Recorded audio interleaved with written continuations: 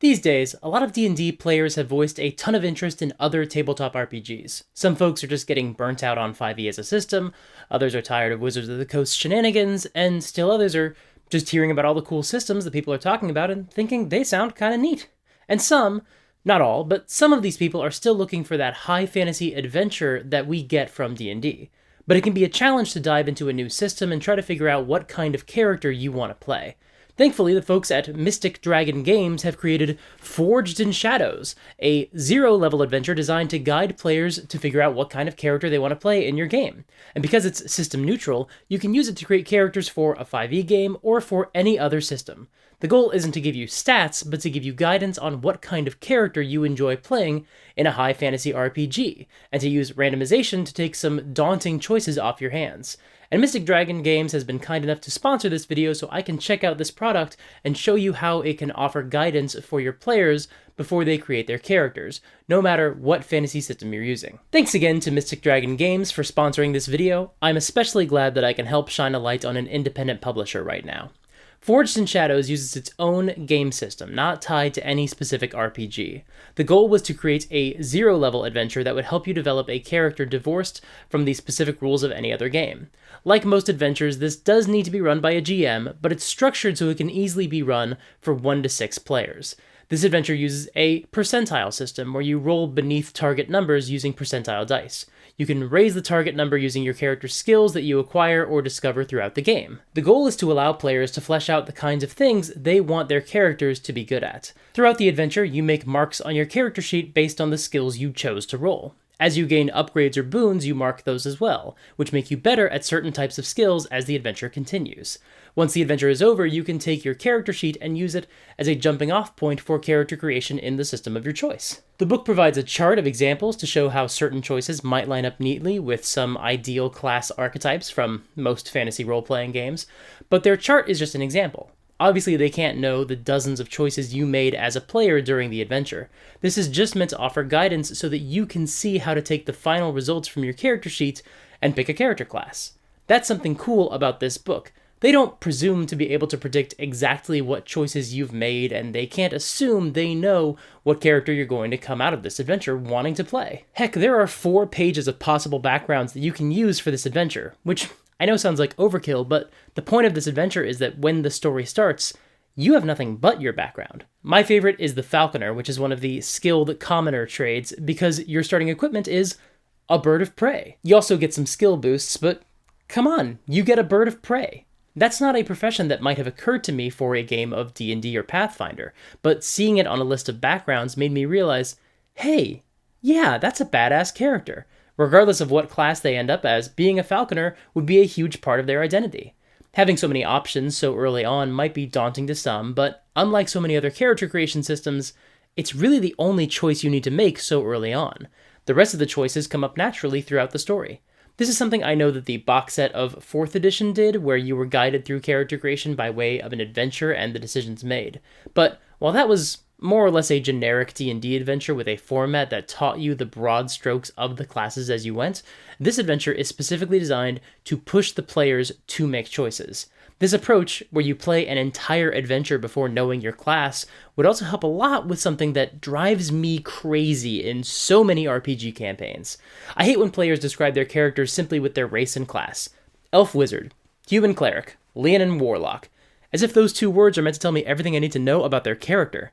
Oh, but sometimes they'll also tell me their subclass. Ooh, now I know how your character will interact with the world of the game and how NPCs might react when they encounter them. But starting with this system, players are so much more likely to think of their character first as whatever their profession was, regardless of what class, or multi-class, they end up selecting after their first adventure. You don't come out of this as a cleric or a druid or a fighter or whatever equivalent classes you can find in other games. You're more likely to think of your character as someone who had a normal life, but then this adventure thrust you out of your mundane existence and into a life of adventure. You're more likely to describe yourself first as a herald, or a fortune teller, or a gravedigger, or a chimney sweep, or a midwife, and that makes your characters feel more real. Of course, not every player in your future campaign has to play through this story. Some of your players might have already figured out what they want to play, and you can just run it for 1 or 2 players who are open to discovering their character through this approach. But if your entire group does agree to play this adventure together, to set aside any preconceived ideas for what kind of character they want to become, then they'll leave this adventure with a stronger understanding of why they're working together.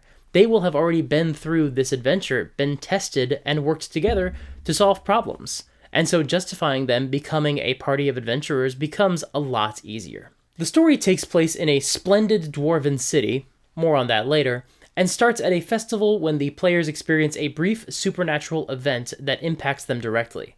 The event leaves the players with only a small fragment of information about what is going on, but most of the rest of the adventure focuses on tracking down NPCs who can help make sense of the only clue the players have.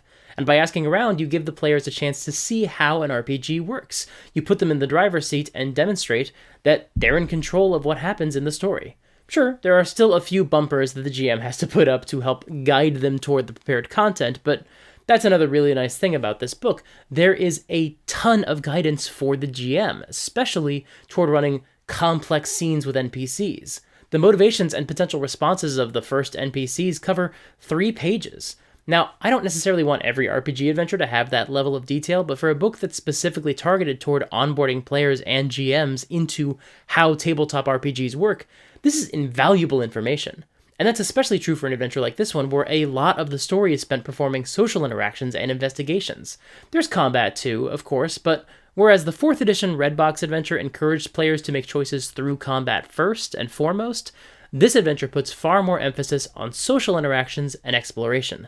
This just isn't the kind of adventure that can give a 1-paragraph description of an NPC's motivations every time. They do that sometimes, but other times, you just need more info on all the different motivations and factions at play and how the player's choices can prompt different responses from the NPCs.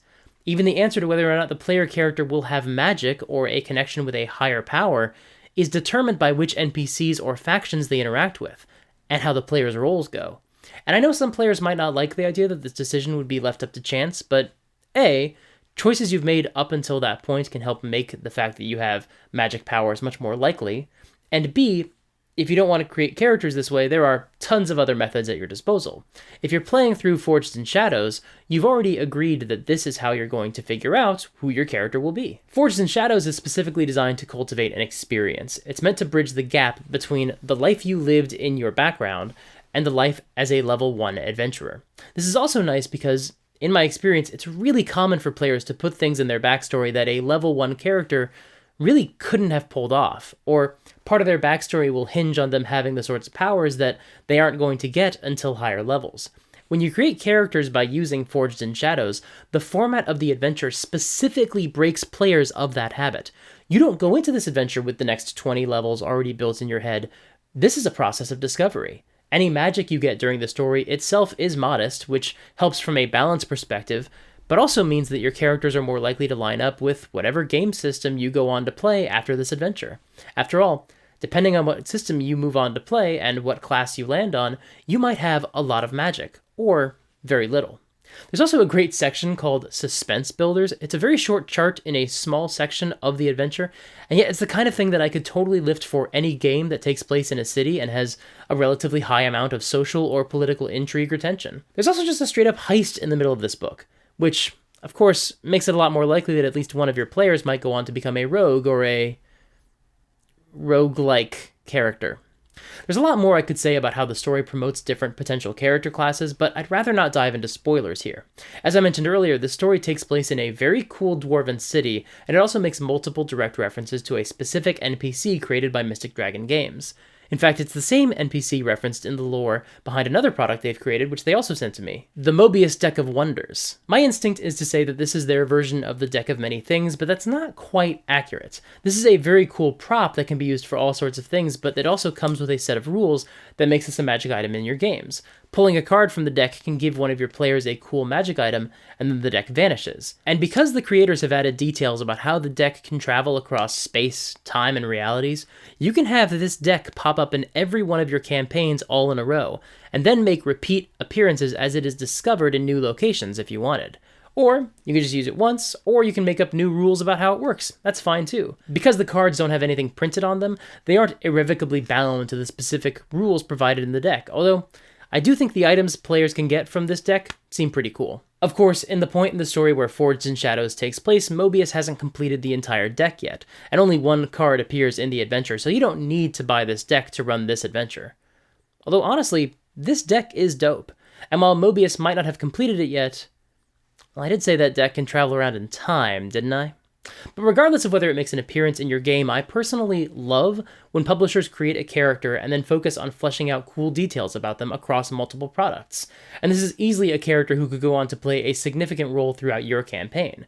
There's certainly a lot of interesting potential for where he could go and what he could do in future adventures. The City of Wonders also gets a brief but very cool write-up in the back of the book. I don't want to turn this into an episode of my campaign setting series because the objective of the creators was to provide a dwarven city that can be dropped into just about any fantasy campaign setting. But the City of Wonders is really interesting, and there's plenty of rich detail if you want to build out a campaign set there. If not, it could also make a perfectly solid home base for your other adventures. If you're a GM who's preparing a new campaign, whether it's in D&D or another high fantasy RPG, I strongly recommend you check out Forged in Shadows. It's a great way for your players to organically discover their characters and to go on through an entire adventure without exclusively thinking about their character as a rogue or a fighter or a paladin or whatever. By discovering their character through active play, it makes the character feel much more real, which is a really wonderful approach to building an RPG character. Thank you so much for watching, and thank you again to Mystic Dragon Games for sponsoring this video. If you'd like to support the channel, there are a few ways you can do so. You can subscribe or ring the bell to get notified about new videos as soon as they come out. I drop new videos every Monday and Thursday. You can support me on Patreon. Becoming a member at any tier and giving any dollar amount, even $1 a month, really helps the channel.